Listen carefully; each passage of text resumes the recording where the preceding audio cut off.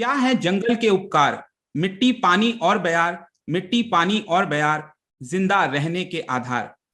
दोस्तों, जंगल है तो हम सब हैं, क्योंकि जंगल से ही हमें मिट्टी पानी और बयार मतलब हवा जो है सब वहीं से मिलती है। जंगल नहीं रहेगा तो हम भी नहीं रहेंगे।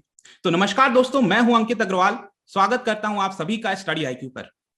दोस्तों, सुंदरलाल बहुगुणा जी के द्वारा ये जो पर्टिकुलर स्लोगन है उसको पॉपुलराइज किया गया था बड़े स्केल पर, लार्ज स्केल पर। पिछले महीने एक बहुत ही दुखद घटना घटी थी जब सुंदरलाल बहुगुणा जी ने अपनी आखिरी सांसें ली थी ऋषिकेश के अंदर बिकॉज ऑफ कोविड-19 कॉम्प्लिकेशंस। तो हमारे लिए आज के दिन में जरूरी है जानना इस बात को लेकर कि उनका कंट्रीब्यूशन कैसा रहा था एनवायरमेंटल कॉजेस को लेकर, किस तरह से उन्होंने कंट्रीब्यूट किया था। तो यहां पर सुंदरलाल बहुगुणा जी को जानने के लिए, समझने के लिए आज हम इनवाइट करते हैं एक बहुत ही फेमस पर्सनालिटी को जो कि एनवायरमेंटल इश्यूज से रिलेटेड है। That is Sunita Narayan ji. सुनीता नारायण जी के बारे में मैं बताऊं तो she is the current director general of centre for science and environment. और जो हमारे व्यूअर्स हैं ज्यादातर वो इस बात को बहुत अच्छे से जानते होंगे, क्योंकि जो कॉम्पिटिटिव एग्जाम्स की तैयारी कर रहे हैं डाउन टू अर्थ मैगजीन वो पढ़ते हैं। She is also the editor of down to earth magazine. उनको भारत सरकार ने 2005 में पद्मश्री भी दिया था। और मैं आपको यह भी बता दूं कि she has also got world water prize for work on rain water harvesting. तो दोस्तों, आज मुझे बहुत खुशी हो रही है। I am honoured to invite Sunita Narayan ji on our Study IQ channel. So ma'am, welcome. This is my honor to welcome you on Study IQ. Thank you, Ankit. I'm also very honored to be with you. Thank you. Okay, so today we are basically going to focus on Sundarlal Bahuguna ji and his Chipko movement. तो ma'am, पहला question जो मेरा ये होने वाला है कि जो सुंदरलाल बहुगुणा जी का कंट्रीब्यूशन है उसको आप किस प्रकार से देखती हैं? I mean, क्या वो गांधीयन फिलॉसफी से बिलोंग करते हैं? क्योंकि अगर हम देखें तो आज का जो पर्टिकुलर मॉडर्न डे मूवमेंट होता है एनवायरमेंट से रिलेटेड, उसमें मास मीडिया का भी कंट्रीब्यूशन हो सकता है, लेकिन सुंदरलाल बहुगुणा जी ही belong to pre internet age. तो आप उनके कंट्रीब्यूशन को किस तरह से देखना चाहती हैं? देखिए अंकित, ये बहुत मुझे लगता है अच्छी बात है कि हम इसके बारे में बात कर रहे हैं, क्योंकि सुंदरलाल जी, जैसे आपने बिल्कुल सही कहा, वो प्री इंटरनेट एज के आदमी हैं। अगर आप ये सोच लीजिए, जहां आज इंटरनेट है, सोशल मीडिया है, आज अगर कुछ कहना चाहते हैं आप उसको ट्विटर पे डाल दीजिए, आप फेसबुक पे डाल दीजिए, आप अपनी आवाज आगे ले जाइए। आप उस जमाने की सोचिए जब हिमालय के अंदर कुछ हो रहा था, 80 के दशक में, 70 के दशक में मान के चलिए आप, और हिमालय से कहाँ बात निकलती थी। सुंदरलाल बहुगुणा एक ऐसे गांधीयन थे जिनने अपनी बात पूरी देश को सुनाई। मुझे लगता है कि बहुत बड़ी बात है प्री इंटरनेट एज के अंदर। हाँ, ये बात सही है कि सुंदरलाल जी अकेले नहीं थे। सुंदरलाल जी के साथ चंदी प्रसाद भट्ट, जो अभी भी चिपको मूवमेंट, चमोली का जो हिस्सा है, वहां पर जो चिपको मूवमेंट चल रही है, रेनी गांव, जहां पर आपने देखा पिछले साल ट्रेजेडी भी हुई थी चमोली के फ्लड के कारण, रेनी के अंदर, जहां पर उन औरतों की आवाज निकल के आई थी। और दूसरा, ऐसे लोग भी थे, मेरे अपने साथी अनिल अग्रवाल, जो पत्रकार थे, हिंदुस्तान टाइम्स के साथ पहली दफे गए, लिखा उसके बारे में। अनुपम मिश्रा, जो गांधी पीस फाउंडेशन में थे, जिनने उनकी आवाज पूरे देश को सुनाई लिख के। तो मगर उस समय का सोचिए, जब इतनी मुश्किल थी कि आप अपनी बात सामने रख सके, और बहुगुणा जी ने जो हिमालय की जो पुकार है, अगर आप कहें, एक उसकी जो दर्द है कि हमारे बारे में सोचिए, हमारे हिमालय से लोगों का पलायन होता है, हमारे हिमालय से पानी का पलायन होता है, हमारे हिमालय से क्या नहीं निकलता जाता, मगर हमें क्या मिलता है। और उसमें सुंदरलाल जी की जो सबसे मुख्य भूमिका बनी वो थी, जो तेरी डैम बन रहा था उसके विरोध में वो खड़े हुए। और तेरी डैम, आज जरूर एक बात है कि तेरी डैम से कुछ हद तक हिमालय को लाभ भी मिला है, मगर ये भी बात सही है कि बहुगुणा जी की आवाज के कारण जो विस्थापित लोग हुए, उनको अच्छी राहत भी मिली, उनके बारे में सोचा भी गया। तो मुझे लगता है ये जो एक अपोजिशन का जो काम है अंकित, एक डिसेंट का जो काम है कि आप अपनी बात सामने रखिए और निडर होके सामने रखिए, क्योंकि उस बात के अंदर लोगों की बात जुड़ी हुई है। आप अपने स्वार्थ के कारण उस बात को सामने नहीं रख रहे हैं, आप लोगों की बात सामने रख रहे हैं। उस चीज को मुझे लगता है बहुगुणा जी ने बिल्कुल एक मैंने तो उनको देखा है, अगर आप और मैं सोचते हैं कि मैंने उनको देखा है कि वो बस स्टॉप पे खड़े होके वो एक लेख लिख पाते थे 2000 वर्ड का, बस स्टॉप पे खड़े होके। आप ये सोच लीजिए, ऐसी उनके अंदर काबिलियत थी। मैम बहुत ही अच्छा, मतलब ये जानकर कि आपका पर्सनली उनसे मिलना और ये चीज बताना कि इस तरह से वो कर पाते थे, तो बहुत ही बड़ी बात है। देखिए सुंदरलाल जी, बहुगुणा जी के बारे में अगर हम बोले तो जो सबसे बड़ा कंट्रीब्यूशन था वो डेफिनेटली चिपको मूवमेंट के नाम पर हम जानते हैं।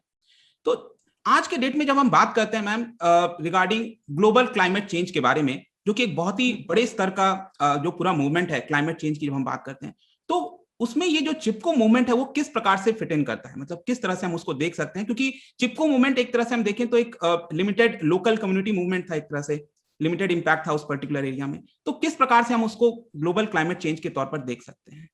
अंकित, ये मैं अपनी बात आपके सामने रखना चाहूंगी, आपके श्रोताओं के सामने, आपके जो सुनने वाले हैं, कि मैं स्कूल में थी उन दिनों जब मैं बहुगुणा जी से मिली। उसके बाद मैं चिपको आंदोलन को समझने के लिए हिमालय गई थी। मैं 1979 और 1980 की बात कर रही हूँ। उसके बाद मैं फिर गई 1982, 83, 84 में। और वो 2 लीडर हैं और दोनों लीडर्स की बात आपको अलग से करनी पड़ेगी, क्योंकि कुछ हद तक उनकी जो मानसिकता है, जो उनकी समझ थी, वो भी अलग थी। अगर आप सुंदरलाल बहुगुणा की बात करें तो बहुगुणा जी ने जहां चिपको की आवाज उठाई, बहुगुणा जी के लिए था कि हर पेड़ जरूरी है, आप पेड़ काट नहीं सकते, और हिमालय के अंदर कोई पेड़ नहीं कटना चाहिए। दूसरी तरफ अगर आप चिपको आंदोलन जो चमोली में रेनी गांव में हुआ, जहां भी मैं गई थी, वहां की जो औरतों से अगर आप बात कहें तो वो ये नहीं कह रहे थे कि पेड़ मत काटिए, वो कह रहे थे पेड़ काटने का हक हमारा है। तो वो सेल्फ डिटर्मिनेशन मूवमेंट थी, वो थी मूवमेंट जहां आप कह रहे हैं कि हाँ, पेड़ जरूर कटेंगे क्योंकि पेड़ों की जरूरत पड़ेगी, हमें अपने घर के लिए चाहिए, हमें चलाने के लिए चाहिए, और हमें अपनी इकोनॉमी के लिए भी चाहिए। मगर उस लोकल लाइवलीहुड और लोकल इकोनॉमी का सवाल था, एक सेल्फ डिटर्मिनेशन का सवाल था। मुझे लगता है इस देश की सबसे बड़ी ट्रेजेडी ये होगी अंकित, कि अगर आप देखिए चिपको की इतनी बड़ी आवाज आई, और आज भी चिपको का जो मूवमेंट है वो एक कॉन्शियसनेस है पूरे देश के लिए, मगर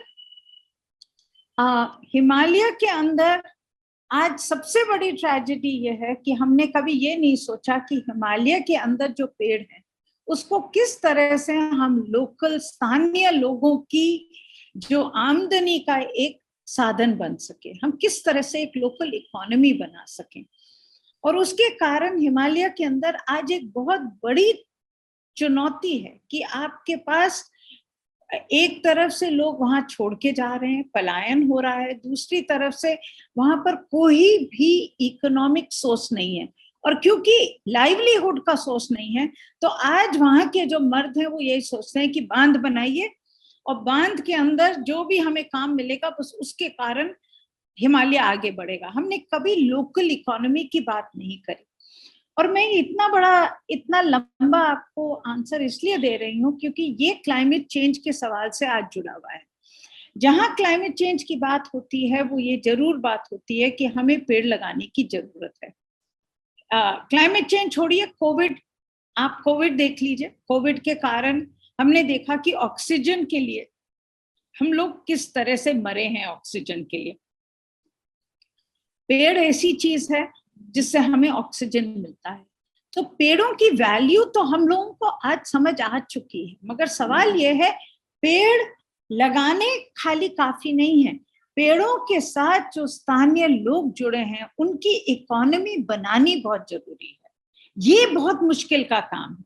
तो जहां चिपको आंदोलन हुआ, बहुत बड़ा आंदोलन हुआ, सुंदरलाल जी ने कश्मीर से कोहिमा की एक यात्रा भी करी, सब लोगों का कॉन्शियसनेस उठाने की कोशिश करी, मगर हिमालय की बात अगर आप सोचें तो हिमालय के अंदर पूरा लग गया कि पेड़ बिल्कुल नहीं कटेंगे, पेड़ बिल्कुल नहीं कटेंगे। बहुत अच्छी भी बात है, मगर बुरी बात यह है कि आपने ये नहीं सोचा कि वहां के लोग जो रहते हैं उनके लिए क्या इकोनॉमिक लाइवलीहुड का पैटर्न होना चाहिए। तो क्या आपको कुछ मेल के हॉर्टिकल्चर के पेड़ लगाने चाहिए थे, क्या आपको हाई वैल्यू एग्रीकल्चर करना चाहिए था, किस तरह से आप हिमालय की इकोनॉमी आगे बढ़ाएंगे, किस तरह से। और इसीलिए आज हिमालय के अंदर खाली एक चीज रह गई है कि बिजली लो, हर बूंद पानी से बिजली खींचो। और इसीलिए जो चमोली की जो ट्रेजेडी हुई पिछले साल, वो इसीलिए हुई क्योंकि जब बांध बनते हैं, बांध बनने में मुझे कोई प्रॉब्लम नहीं है, भगवनाथ जी को जरूर थी मगर मुझे कोई प्रॉब्लम नहीं है। मैं समझती हूँ बांध बनाने इस देश के लिए जरूरी होंगे और हमें साफ ईंधन भी चाहिए, और एनर्जी, ऊर्जा जो मिलती है हमें बांधों से वो साफ क्लीन एनर्जी होती है। मगर जिस तरह से बांध बन रहे हैं हिमालय के अंदर कि आपने बैक टू बैक बांध बना दिए, आपने कभी ये नहीं सोचा कि हिमालय पूरी दुनिया का सबसे फ्रैजाइल इकोसिस्टम है, वहां तो लैंडस्लाइड तो होगा। तो इसीलिए मुझे लगता है जो सुंदरलाल जी और आज जो चमोली में जो भट्टी हैं, जो उनने जो बात उठाई वो एक बहुत बड़ी बात है आज के क्लाइमेट चेंज के संदर्भ में। मगर बात पेड़ लगाने की नहीं है, पेड़ों को संभालने की है। और संभालने का हक किसका बनेगा, लगाने का हक किसका बनेगा, स्थानीय लोगों की आमदनी कैसे बढ़ेगी उन पेड़ों से, ये सबसे बड़ा सवाल है पूरी दुनिया के सामने। जी मैम, आपने बहुत ही अच्छे से लिंक किया, बताया कि ग्लोबल क्लाइमेट चेंज की जब हम बात करते हैं तो जाहिर सी बात है उसमें चिपको मूवमेंट का भी काफी इंपॉर्टेंट रोल है। डायरेक्टली पेड़ लगाने की बात जब हम करते हैं तो क्लाइमेट चेंज से ही वो डायरेक्टली लिंक्ड है। तो इसको फर्दर हम आगे बढ़ाएं तो जो सुंदरलाल बहुगुणा जी के बारे में अगर हम बात करें तो वो बात करते थे लो कार्बन फुटप्रिंट की। आज तो क्या है, काफी फैशनेबल हो गया ये particular term, low carbon footprint. So we can say that he was a happily rural person, उसके प्री इंडस्ट्रियल पर्सन भी हम कह सकते हैं, kind of a mountain man. तो आज क्या आपको कुछ दिखता है कि कई सारे लोग जो हैं वो, कुछ लोग, मैं ये तो नहीं कहूंगा बड़े स्तर पर, लेकिन कुछ लोग रूरल की तरफ शिफ्ट हो रहे हैं जो जाना चाहते हैं। इनफैक्ट मैं खुद का ही अपना एग्जांपल लूं तो मैं खुद दिल्ली में 10-12 साल था, उसके बाद जब कोविड की वजह से दिल्ली से बाहर गया तो मुझे अच्छा लग रहा है एक्चुअल में कि दिल्ली से मैं बाहर हूं। तो how do you see this, like लोग रूरल की तरफ प्रेफर कर रहे हैं और सुंदरलाल बहुगुणा जी बहुत समय से कहते आ रहे हैं लो कार्बन फुटप्रिंट के बारे में, आपका क्या विचार है इसको लेकर? देखिए अंकित, कोई इसमें दो राय नहीं है कि जहां आप शहरीकरण और अगर आप ग्रामीण एरिया को आप कंपेयर करिए तो ये कोई दो राय नहीं है कि शहर के अंदर जो कार्बन फुटप्रिंट है वो ज्यादा होगा। आप हाई डेंसिटी घर में रहेंगे, उसके अंदर आपको एयर कंडीशनर लगाने होंगे, बिजली की खपत ज्यादा होती है, आपको गाड़ियों से एक जगह से दूसरी जगह जाना पड़ेगा, पब्लिक ट्रांसपोर्ट हो भी तब भी आपका जो कार्बन फुटप्रिंट है बढ़ेगा। आपके खाने की जो सामान आते हैं वो दूर दराज के एरिया से आएंगे, जितनी दूर से खाना आएगा उतना ज्यादा आपका कार्बन का फुटप्रिंट पड़ेगा। तो शहरों से कार्बन का फुटप्रिंट जरूर, अगर आप पूरी दुनिया में देखें तो शहरों के कारण ही सबसे बड़ा कार्बन फुटप्रिंट है। और कोविड के कारण, मैं इसमें सुंदरलाल जी की बात इतनी नहीं कहूंगी, मैं कहूंगी कि कोविड के कारण, क्योंकि सुंदरलाल जी को जब आप, अगर मैं उनकी एक बात कहूं तो सब लोग मेरे ऊपर हंसेंगे, आप भी हंसेंगे, कहेंगे हाँ ठीक है, तो आप कह रही हैं कि आप शहर छोड़िए और गांव में रखिए, किसी कुटिया में रहिए, कपड़े मत पहनिए और खाना मत खाइए, हम तो नहीं करेंगे। हम नहीं चाहते कि हम पीछे जाएं, हम आगे जाना चाहते हैं। और मुझे लगता है हम सबकी मानसिकता है कि हम आगे जाना चाहते हैं। मगर सबसे अच्छी बात जो मुझे लगता है कोविड के कारण, एक जो अच्छी चीज हुई है कोविड के कारण, कि कुछ हद तक जिसको आप रिवर्स माइग्रेशन कहेंगे, कि जहां पलायन पहले गांव से शहर हो रहा था, अब कुछ हद तक शहर से गांव हो रहा है। कुछ आपके जैसे लोग हैं जो चॉइस के कारण जा रहे हैं कि मैं गांव में, मैं बाहर जाके रहूं, क्यों मैं शहर की मारा मेरी करूं जब मैं बाहर जाके रह सकता हूं, मैं अपने बच्चों को अच्छी तरह से रख सकता हूं। जमीन जो शहर के अंदर मुझे घर नहीं मिलेगा, मुझे गांव के अंदर वो अच्छा घर भी मिल जाएगा। वो आपके जैसे लोग हैं। मगर कुछ ऐसे, बहुत ऐसे भी लोग हैं, जैसे आपने पिछले साल मई में देखा कि किस तरह से माइग्रेंट लोग शहर छोड़ के गांव गए, और कितनी कितनी बड़ी ट्रेजेडी हम सबके सामने हुई। मगर ये भी सोचिए अंकित कि कितने लोग हमारे शहरों में थे जिनके बारे में हम जानते भी नहीं थे, मगर आज वो गांव गए, आज गांव के अंदर वो लोग काम कर रहे हैं। तो अगर आप देखें तो एक इतना बड़ा अपॉर्चुनिटी है अगर हम गांव के अंदर इन्वेस्ट करें, क्योंकि वहां इन्वेस्टमेंट करेंगे तो आपका कार्बन फुटप्रिंट तो बिल्कुल नीचे जाएगा, मगर वे ऑफ रिजिलियंस भी बढ़ेगा। लोगों को शहर आने की जरूरत नहीं पड़ेगी। शहर आप तभी आएंगे जब आप आना चाहेंगे। ये नहीं है कि गांव में कुछ है नहीं तो इसलिए आप शहर भाग के जा रहे हैं।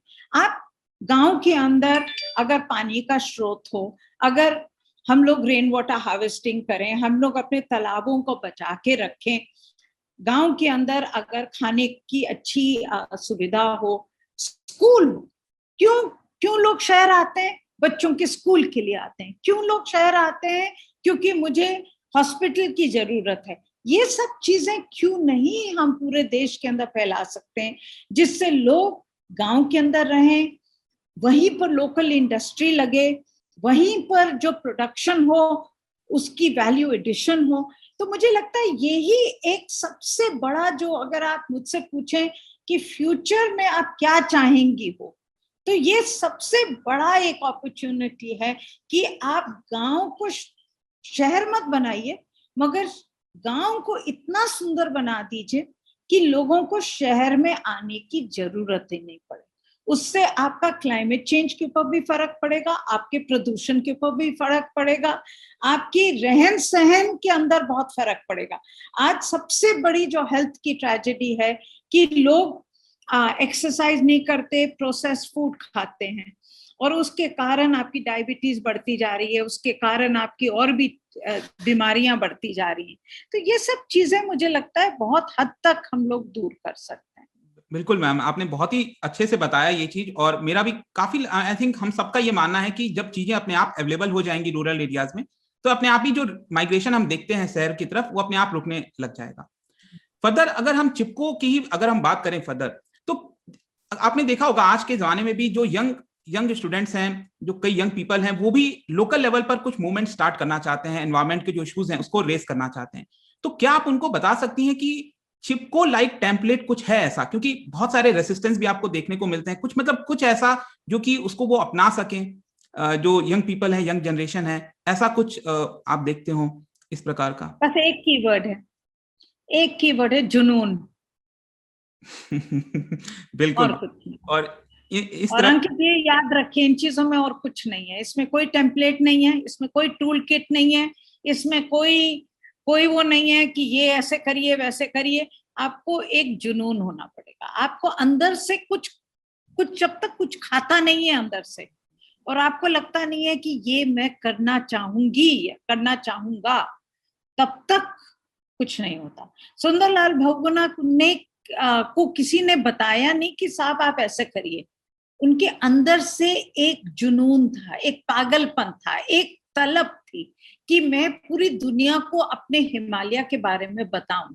मैं समझता हूं कि हिमालय के अंदर ट्रेजेडी होगी, अगर हम हिमालय को नहीं बचाएंगे तो ये देश नहीं बचेगा। उनके अंदर एक आवाज थी, वो आवाज नहीं होगी तो फिर आप, मैं नहीं कहती कि आप काम नहीं कर सकते, आप काम करिए और करते रहिए, क्योंकि जो भी काम आप मन से करेंगे वो इस देश के लिए अच्छा होगा। मगर सुंदरलाल बहुगुणा जैसी जो चीज है उसको जुनून चाहिए। बिल्कुल मैम, आपने बहुत सही बोला। इस तरह के स्ट्रगल के लिए, मूवमेंट के लिए और जुनून से बड़ा कोई चीज नहीं हो सकता। आई थिंक वो सबसे बड़ा टेम्पलेट होगा। बिल्कुल। और यहाँ पर एक और मेरे मन में सवाल था कि जो, जैसे अब हम बात करते हैं ग्रीन रेवोल्यूशन की, ग्रीन रेवोल्यूशन ने काफी हद तक जो हमारा फूड सिक्योरिटी है उसको टैकल करने में की कोशिश की है। ऑल्दो एक उसकी वजह से अलग प्रॉब्लम क्रिएट हो गया है पंजाब के अंदर, वाटर लेवल, वो सब हम जानते हैं। लेकिन ये जो चिपको मूवमेंट की अगर हम बात करें, तो जिस प्रकार से जो ग्रीन रेवोल्यूशन का फायदा हमें मिला था, क्या वैसा अभी तक कुछ फायदा हमें चिपको की तरफ से वैसा कुछ हमें देखने को मिल सकता है, वैसा कुछ इस प्रकार का जो हम? लेकिन सबसे बड़ा फायदा आपको चिपको मूवमेंट से मिला है कि पूरे देश में पेड़ों के तरफ जो कॉन्शियसनेस बढ़ी, वो एक बहुत बड़ा फायदा। उसको आप अंडर एस्टिमेट मत करिए, क्योंकि ठीक है ग्रीन रेवोल्यूशन से आपको खाना मिला, जो बहुत बड़ी चीज है। और आज हम कुछ भी कह लें, ग्रीन रेवोल्यूशन से पानी की खपत ज्यादा बढ़ गई या पेस्टिसाइड बहुत इस्तेमाल हुआ, मगर ग्रीन रेवोल्यूशन जिस समय में आया, इस देश को उसकी बहुत जरूरत थी। हम लोग बिल्कुल ही इस हालत में थे कि हमारे पास खाने का कुछ नहीं था, तो हमें ग्रीन रेवोल्यूशन की जरूरत थी। तो उसी तरह से अगर आप चिपको को देखें, चिपको भी 70 की दशक में आया, उसके बाद 80 के दशक में जो भी काम हुए इस देश के अंदर, और पहली दफे फॉरेस्ट कंजर्वेशन एक्ट आया 1980 में, जिसको आप जानते हैं। उसके बाद जो सारे प्रोटेक्शन आए, नेशनल अफॉरेस्टेशन बोर्ड बना, फिर पेड़ों की तरफ को लगाने के लिए भारत सरकार का एक बहुत बड़ा प्रोग्राम जेएफ में आया। उन सबको अगर आप मैप करें तो आपको बिल्कुल उसका जो रूट है वो है चिपको, कि चिपको के कारण पूरा देश हिल गया और उसको लगा कि पेड़ों को बचाने, अगर वो गरीब औरतें हिमालय के अंदर पेड़ों से चिपक रही हैं और कह रही हैं कि पेड़ मत काटो, और जो काटने आया है उसको कह रही हैं आप हमें काटिए मगर हमारे पेड़ मत काटिए, तो वो चीज पूरे देश को उसने हिला दिया। और पेड़ों की तरफ जो पेड़ों का जो संरक्षण का जो काम हुआ, अफॉरेस्टेशन का जो काम हुआ, पूरा जो मूव हुआ कि आप पेड़ नहीं काट सकते। फॉरेस्ट कंजर्वेशन एक्ट 1980 का कहता है कि आप कोई भी पेड़ नहीं काट सकते, और अगर काटेंगे तो आपको सेंट्रल गवर्नमेंट से परमिशन लेनी है। तो वो सारे मूवमेंट आए चिपको के कारण। ओके मैम, ठीक है। तो यहाँ पर हमने चिपको और बाकी चीजों की बात की। कुछ फर्दर हम एनवायरमेंटल इश्यूज को बढ़ाएंगे इस क्वेश्चन में। यहाँ पर मैं बेसिकली डिफरेंशिएट करना चाहता हूँ कि जो इंडिया में एनवायरमेंट से रिलेटेड मूवमेंट्स होते हैं और जो वेस्टर्न में एनवायरमेंट से रिलेटेड मूवमेंट होते हैं, दोनों में आपको काफी हद तक डिफरेंस देखने को मिलेगा। एक तो यहाँ पर एग्जाम्पल के तौर पर जो मोटिवेशन फैक्टर है वो वेस्टर्न वर्ल्ड में काफी डिफरेंट है। फॉर एग्जाम्पल लाइक वहां पर उनको बेसिक नीड की उतनी आवश्यकता नहीं है, वो फुलफिल हो चुकी है, वो अपने फ्यूचर जनरेशन को बताने की बात करते हैं। लेकिन भारत में जब हम बात करते हैं तो यहाँ पर लाइवलीहुड का बहुत बड़ा प्रश्न आता है। लाइक माइनिंग करना है, कुछ भी करना है, तो वहां पर लाइवलीहुड जो है, वो जो लोग रह रहे हैं आसपास ट्राइबल पीपल, उसका वो हमारे देश में बहुत बड़ा, और इसकी वजह से आपने देखा होगा कि बहुत सारे मूवमेंट निकलकर सामने आए हैं। तो ये डिफरेंस को आप कैसे देखते हो कि वेस्टर्न जो मूवमेंट है और भारत में जो मूवमेंट है, इसको आप किस प्रकार से समझाना चाहेंगे? नहीं, ये बहुत बड़ा सवाल है अंकित। देखो, वेस्टर्न मूवमेंट, मेरे हिसाब से वेस्टर्न मूवमेंट ऐसे मूवमेंट है, एनवायरमेंटल मूवमेंट, जो जब लोग अमीर हो गए उसके बाद जो वेस्ट पोल्यूशन निकला उसको वो साफ करने में लग गए। तो आप गार्बेज का मूवमेंट हुआ या आपका पोल्यूशन का मूवमेंट है, वो सारे मूवमेंट है कि अमीर होने के लिए हमें जो पर्यावरण की जो का विनाश हुआ उसको हम ठीक कर रहे हैं। अब वेस्टर्न मूवमेंट में जो सबसे बड़ी कमी है कि वो कभी ठीक नहीं कर पा रहे हैं। तो वो देख रहे हैं कि जैसे एक चीज को ठीक करते हैं फिर दूसरी चीज गड़बड़ा जाती है, फिर उसको ठीक करते हैं तो फिर कुछ और हो जाता है, तो वो पीछे ही रहते हैं प्रॉब्लम से।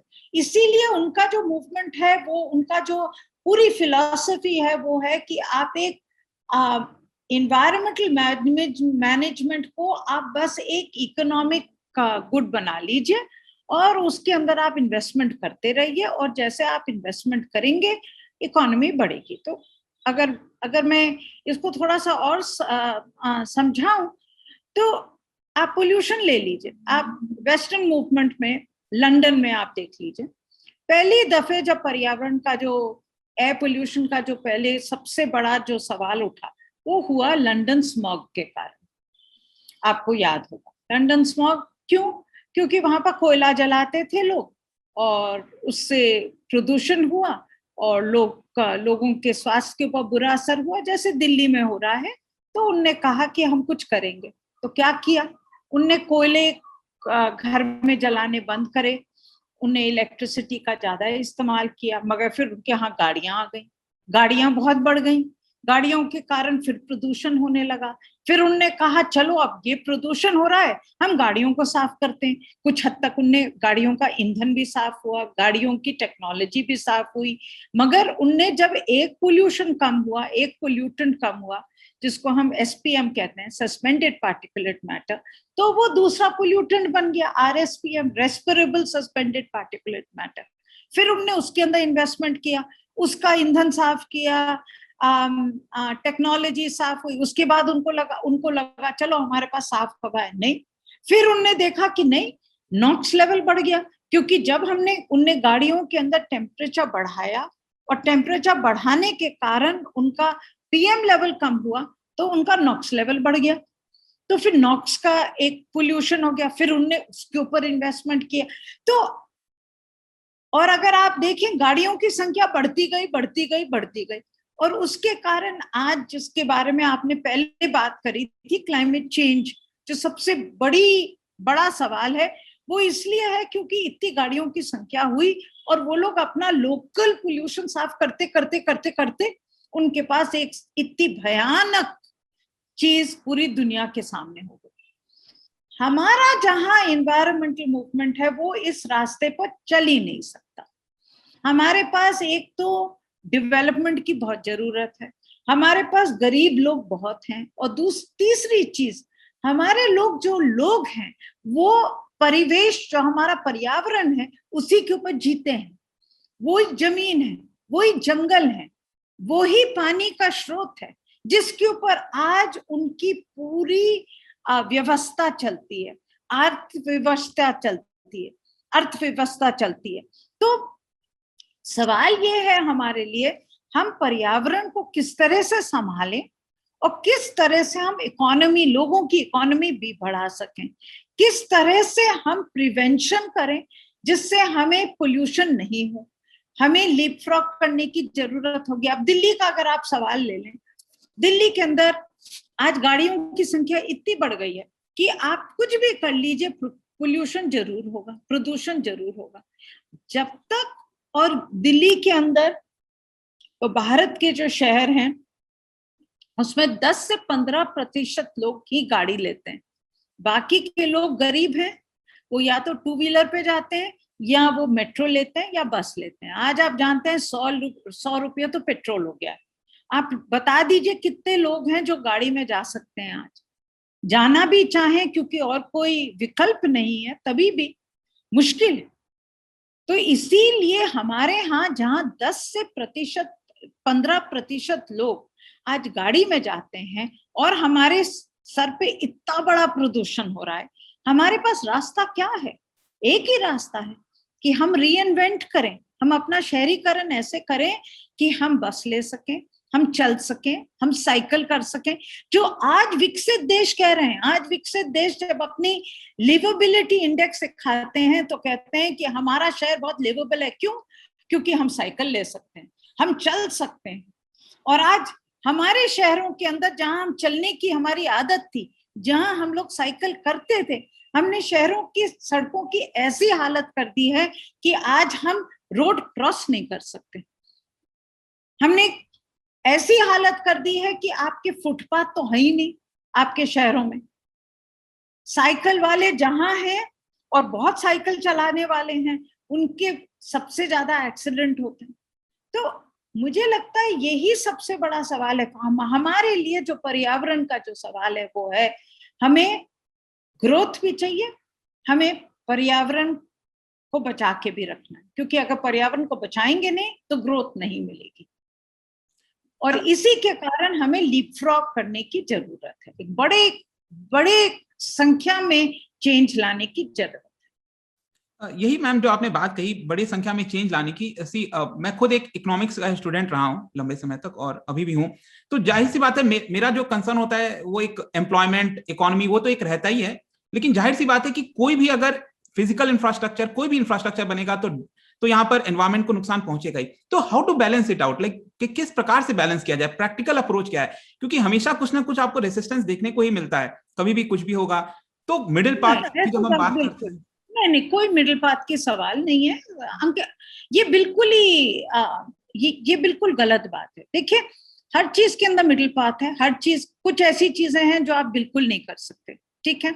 जैसे मैंने बांध बनाने की बात करी, मैंने अभी भी आपसे कहा कि मैं नहीं कह रही हूं कि बांध मत बनाइए हिमालय में, मगर क्या आपको बांध ऐसी इतनी संख्या में बनाना है जैसे आपने कोई मॉल बना रहे हैं, एक मॉल के बाद दूसरा मॉल, आपने पूरी गंगा को री इंजीनियर कर दिया? ये कोई इंजीनियरिंग की साइंस नहीं है, ये तो पागलपन है, ये तो बिल्कुल ही स्टुपिडिटी है जैसे मैं कहूंगी। अब उतनी स्टुपिडिटी के बाद अगर कोई पर्यावरणवादी उसका विरोध करता है तो आप कहते हैं अरे मिडिल पाथ क्या होना चाहिए? अरे मिडिल पाथ तो यही होना चाहिए कि आप सोच के समझें कि हिमालय है, उसके अंदर मुझे जरूर कुछ बांध बनाने हैं, सोच समझ के बनाऊंगा जिससे गंगा भी रहे, हिमालय भी रहे, लोग भी रहे और बांध भी रहे।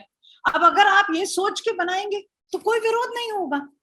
सबसे बड़ी आज समस्या इस देश के अंदर है कि जो संस्थाएं हैं, जो इंस्टीट्यूशंस हैं, जिनको इन चीजों के बारे में सोचना है, जिनको इन चीजों के बारे में अध्ययन करके एक स्क्रूटनी करके असेसमेंट करना है, उनको हमने पूरी तरह से डिसेबल कर दिया है।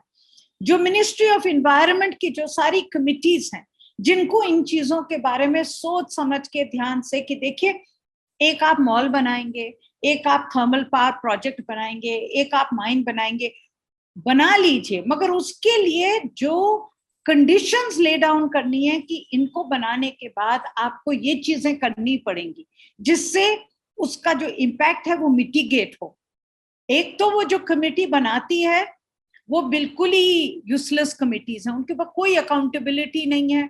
क्या वो बताती हैं कि क्या मिटिगेट करो? उसके बाद जिस कमेटी को देखना है कि क्या वो मेजर्स लिए गए कि नहीं, वो तो है ही नहीं। तो अगर आपने बेसिकली छूट दी हुई है डेवलपर्स को कि आप करिए जो भी करना है, लॉ बना दीजिए, लॉ के ऊपर बेसिकली यही है, जितने लॉ बनाएंगे उतना ज्यादा आपको पैसा देना पड़ेगा। आज बिल्कुल ओपनली मैं कह रही हूँ कि लॉ, जो इन्वायरमेंटल लॉ है, वो खाली रेंट सीकिंग के बेसिस है।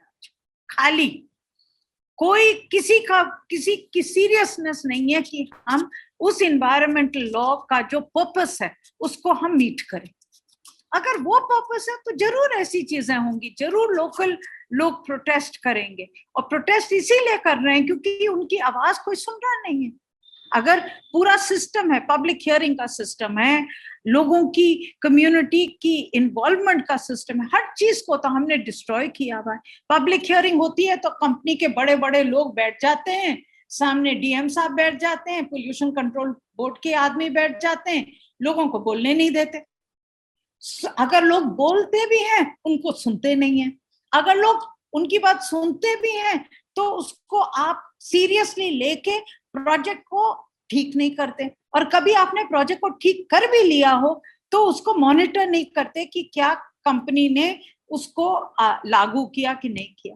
तो बेसिकली नॉन सीरियस हैं हम लोग पर्यावरण को लेके। आज एक धंधा बन गया है पर्यावरण, जो नहीं बनना चाहिए। मैं एक पर्यावरणवादी हूँ और मुझे बहुत दुख होता है आपको ये कहने के लिए, मगर आज जिस तरह से हम लोग पर्यावरण की का मैनेजमेंट कर रहे हैं वो मैं बिल्कुल स्पष्ट तरीके से कह रही हूँ, एक धंधा बन गया। बिल्कुल मैम, मुझे बहुत अच्छा लगा जब आपने इंस्टीट्यूशंस की बात की, क्योंकि ज्यादातर लोग कहीं पे जो सोच अगर हम देखें ज्यादातर लोगों की, वो ये रहती है कि जो रिसोर्सेज होता है किसी भी देश का, वो नेचुरल रिसोर्स और इस तरह की चीजों पर ध्यान देते हैं। लेकिन मुझे लगता है अगर इंस्टीट्यूशन स्ट्रांग रहेंगे किसी भी देश में, बहुत अच्छा काम कर सकते हैं। मैम फर्दर यहाँ पर रिसेंटली मैंने ही एक वीडियो बनाया था अपने चैनल पर, that is regarding Buxwaha forest. जो इस समय पूरा प्रोटेस्ट चल रहा है बक्सवाहा फॉरेस्ट में डायमंड माइनिंग प्रोजेक्ट को लेकर, मध्य प्रदेश सरकार काफी लंबे समय से उसको लगी हुई थी। आई थिंक 2006 के बाद से ही उसको अलॉट किया गया था रियो टिंटो ग्रुप को, जो ऑस्ट्रेलिया की काफी बड़ी जायंट कंपनी है।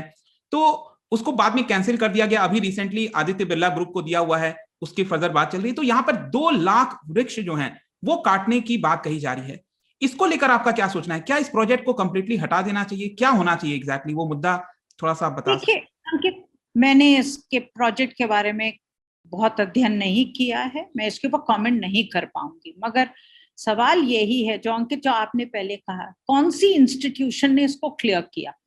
ठीक है, इसको इन्वायरमेंटल इम्पैक्ट असेसमेंट की कोई कमिटी होगी मिनिस्ट्री ऑफ एनवायरनमेंट के अंदर जिसने क्लियर किया, फिर आपकी फॉरेस्ट कमिटी होगी, वाइल्ड लाइफ बोर्ड होगा, आपके पास 10 इंस्टीट्यूशंस हैं। मगर आज आप और मुझे इतना फेथ नहीं है उन इंस्टीट्यूशंस में कि आप उसमें वीडियो भी बना रहे हैं, आप कह रहे हैं अरे तबाह हो रहे हैं पेड़, किसी ने इसके ऊपर ध्यान नहीं दिया। वो इंस्टीट्यूशंस कहाँ हैं? उनने क्या समझ के साथ उस प्रोजेक्ट को क्लियर किया? उनने क्या कहना है उनको कि हमने इस प्रोजेक्ट को इसलिए क्लियर किया, ये नेशनल इंटरेस्ट में है, ठीक है, इतने पेड़ कटेंगे, इसके बाद हम लोग ये करेंगे। कोई तो एक्सप्लेनेशन दे, कोई तो क्रेडिबिलिटी होनी चाहिए उन इंस्टीट्यूशंस की, एक साइंटिफिक बेसिस होना चाहिए उन इंस्टीट्यूशंस का, एक ट्रांसपेरेंसी होनी चाहिए। इंस्टीट्यूशंस क्रिटिकल हैं किसी देश के पर्यावरण को बचाने के लिए। आप और मैं नहीं कर सकते ये काम, आप फिल्म बना के नहीं कर सकते, मैं भाषण दे के नहीं कर सकती, ठीक है। मैंने अध्ययन नहीं किया, मैं नहीं जानती उस प्रोजेक्ट का क्या प्रो है, क्या कौन है, कैसे करना चाहिए, कैसे नहीं करना चाहिए। मगर मेरा सवाल और आपका सवाल, जब आप फिल्म बना रहे हैं, आपका सवाल एक होना चाहिए, किसने किस बेसिस पे इस प्रोजेक्ट की क्लियरेंस दी, वो हमारे सामने रखे, और उसके बेसिस पे फिर चर्चा होनी चाहिए कि क्या वो सही था, क्या वो गलत था। मगर आज वो सारी जो संस्थाएं हैं वो कॉम्प्रोमाइज्ड हैं, वो डिसेबल्ड हैं और वो नॉन ट्रांसपेरेंट हैं। आधे लोग जो इन संस्थाओं में, जो कमिटी में बैठे हैं, वो कंपनियों के लिए काम करते हैं, कॉन्फ्लिक्ट ऑफ इंटरेस्ट है, सब बंद कमरों में काम करते हैं, कुछ पता नहीं किस बेसिस पे वो क्लियरेंस देते हैं। मुझे लगता है इसीलिए सवाल जरूर उठने चाहिए, मगर सवाल नहीं उठने चाहिए प्रोजेक्ट के ऊपर, उठने चाहिए कमिटी के ऊपर, इंस्टीट्यूशंस के ऊपर। इंस्टीट्यूशन जब तक अपना काम नहीं करेंगी तब तक ये देश नहीं बच सकता, पर्यावरण नहीं बच सकता। बिल्कुल मैम, बिल्कुल आपने एकदम सही बताया। और जब हम इंस्टीट्यूशंस की बात कर रहे हैं, रिसेंटली मैंने देखा था ट्विटर पर आपने एक इशू रेज किया था रिगार्डिंग जो फ्लाई ऐश होता है यूटिलाइजेशन को लेकर, उसको लेकर आई थिंक आपने एक ट्वीट किया था। और यहाँ पर अगेन मेरा यही पूछना है कि आखिरकार जैसे अगर हम देखें 1999 में पहला नोटिफिकेशन आया था फ्लाई ऐश यूटिलाइजेशन को लेकर, उसके बाद 4-5 बार उसको अमेंडमेंट किया गया है, अब वापस से ऐसी बात चल रही है कि अगले 10 साल के लिए फिर से डिले किया जा सकता है उसका जो 100% यूटिलाइजेशन है।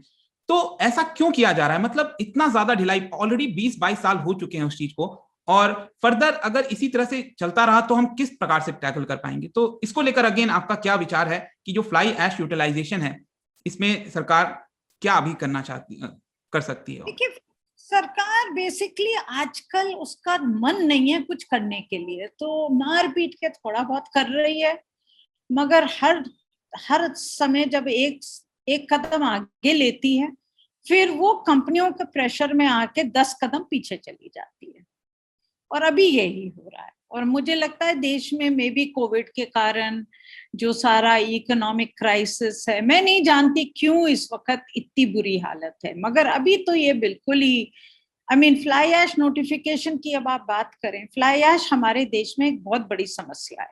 क्यों? क्योंकि हमारा जो कोल है उसके अंदर ऐश का कंटेंट बहुत हाई है। कहीं और किसी और देश में कोल का कंटेंट, कोल के अंदर फ्लाई ऐश इतना नहीं होता। हमारे यहाँ फ्लाई ऐश बहुत बनता है।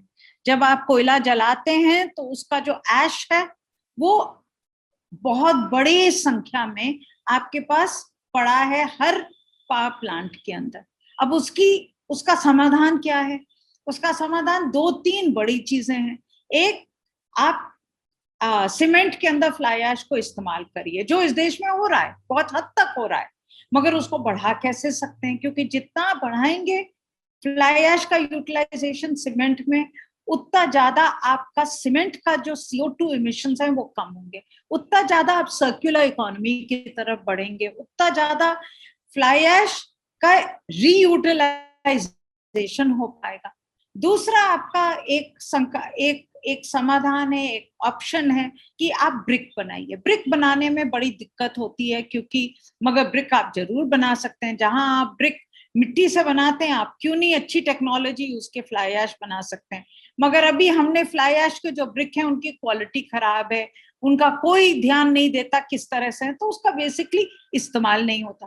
तीसरा, आप फ्लाई ऐश को फिलिंग के लिए इस्तेमाल कर सकते हैं। जो भी है आप कर सकते हैं, मगर करने के लिए कुछ हद तक एक दफे सरकार के अंदर एक आया था जुनून, तो मैं कभी नहीं कहूंगी सरकार में आता है, मगर एक दिशा आई थी कि हम करेंगे। और उन्हें नोटिफिकेशन, अच्छा नोटिफिकेशन निकाला कि इसको आपको यूटिलाइजेशन करना है, हर साल आपको यूटिलाइजेशन बढ़ाना है।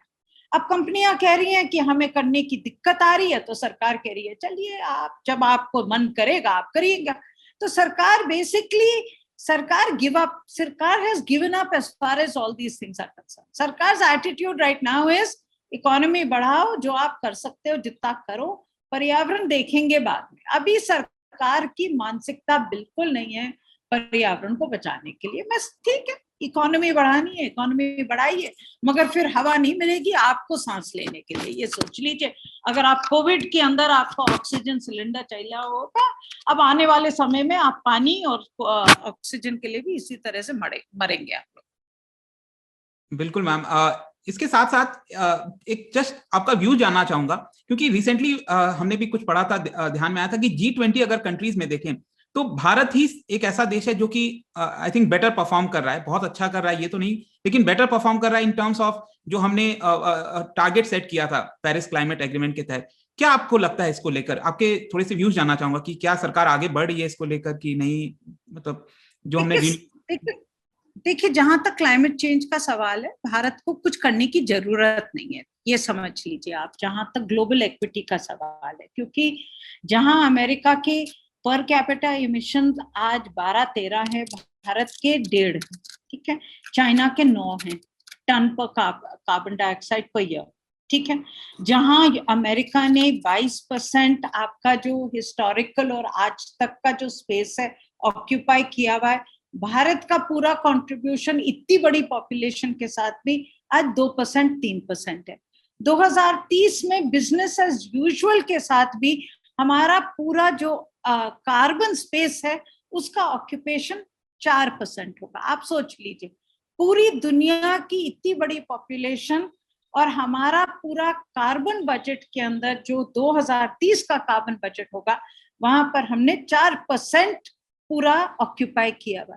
तो भारत को क्लाइमेट चेंज में कुछ करने की जरूरत नहीं। इसीलिए जब हम, मैं थोड़ी सी रियलिटी चेक आपको इसलिए दे रही हूँ क्योंकि हमें इन चीजों के बारे में ज्यादा बोलना भी नहीं चाहिए। हम बेसिकली G7 में जाके कह रहे हैं कि हम बहुत अच्छे हैं क्योंकि हमको कुछ करने की जरूरत नहीं है, ठीक है। ये सही नहीं है। मुझे लगता है भारत को G7 में जाके ये कहना चाहिए, भाई तुम कुछ नहीं कर रहे हो, मगर अपने बारे में थोड़ा हम लोग ज्यादा धौंस मत दें, क्योंकि धौंस देने में फिर यही होगा कि ज्यादा अगर अकड़ होगी कि हम तो बहुत कुछ कर रहे हैं, हम तो बहुत अच्छे हैं, फिर कोई निकाल के कहेगा कि भाई तुम कुछ कर ही नहीं रहे हो तो तुम अच्छे कैसे हो। तुमने एक इमिशन इंटेंसिटी का टारगेट बनाया है। इमिशन इंटेंसिटी का टारगेट होता है कि आपका ग्रोथ होगा, आपके इमिशंस बढ़ते जाएंगे, मगर हर यूनिट ऑफ इकोनॉमी में आपका थोड़ा घटेगा। तो मुझे लगता है भारत की क्लाइमेट चेंज का जहां सवाल है, हमारा सवाल ये होना चाहिए कि पूरी दुनिया के ऊपर दबाव डालें कि आपको और कुछ करने की जरूरत है। हम एक क्लाइमेट चेंज के विक्टिम हैं, मगर हमें G7 में जाके कुछ कहने की जरूरत नहीं है अपने बारे में। Okay ma'am, so I think काफी सारे क्वेश्चंस हो गए। लास्ट में बस एक क्वेश्चन आपसे पूछना चाहूंगा, स्पेशली बिकॉज हमारे जो व्यूअर्स हैं वो कॉम्पिटिटिव एग्जाम्स की तैयारी कर रहे हैं, IAS IPS, तो अल्टीमेटली वो भी ग्राउंड लेवल पर जाकर काम करेंगे एज अ डिस्ट्रिक्ट एडमिनिस्ट्रेटर्स। तो आपका उनको लेकर क्या आप उनको बताना चाहेंगे कि किस तरह से वो कंट्रीब्यूट कर सकते हैं ग्राउंड लेवल पर? जब वो ऑफिसर बन के जाएंगे तो क्या कंट्रीब्यूट कर सकते हैं, किस प्रकार से? बहुत कुछ कर सकते हैं। देखिए, मैंने बहुत देखा है पिछले 20-30 साल में, मैं बहुत घूमी हूँ उस देश के अंदर, और मुझे सबसे अच्छी चीज ये लगती है कि इस देश में कितनी क्षमता है, इस देश में कितनी ताकत है कि अगर आप कुछ करना चाहते हैं लोगों के साथ, लोगों को मिलके, तो आप बहुत कुछ कर सकते हैं। इस साल हमने एक डाउन टू अर्थ में हमने एक पूरी स्टोरी कराई थी उन गाँव में जिनमें मनरेगा के पैसे को लेके पानी का काम हुआ है, रेन वाटर हार्वेस्टिंग का काम हुआ है, इतना अच्छा काम हुआ है। मगर वही है, वहां पर गुड ऑफिसर रहा, वहां पर लोगों के साथ काम हुआ और उससे आपने पूरे गांव को बिल्कुल ऐसा बना दिया कि जैसे आप और मेरी पहले बात हो रही थी, रिवर्स माइग्रेशन बिल्कुल रुक गई, माइग्रेशन रुक गई, रिवर्स माइग्रेशन होने लगी। तो इस देश में बहुत ताकत है और मेरी तो इतनी उम्मीद होगी कि आपके जो सारे कैंडिडेट्स हों वो जरूर सरकार के अंदर बड़े बड़े अफसर बने, मगर बड़े बड़े अफसर ऐसे होने चाहिए जिनका दिमाग जमीन पे होना चाहिए, पैर दिमाग सब जमीन पे होने चाहिए। मैंने जो सबसे अच्छे अफसर मैंने देखे हैं सेक्रेटरी लेवल में भी, वो ऐसे अफसर होते हैं जो आज भी जानते हैं कि हम कहाँ से आए और हम कहाँ रहना चाहते हैं। तो वो एक बहुत बड़ी ताकत है इस देश के अंदर। बिल्कुल बिल्कुल, एकदम ये सही बात है मैम कि हम पढ़ाई तो बहुत करते हैं, जो हमारे व्यूअर्स हैं सब कोशिश करते हैं अफसर बन जाते हैं, लेकिन कहीं ना कहीं काफी सारे लोगों का जो डाइवर्ट है वो हो जाता है, जो माइंडसेट है वो चेंज हो जाते हैं, धीरे धीरे सिस्टम का ही पार्ट बन जाते हैं। तो कहीं ना कहीं they should remember where they belong to, वहां से ही तभी चीजें आगे बढ़ सकती हैं।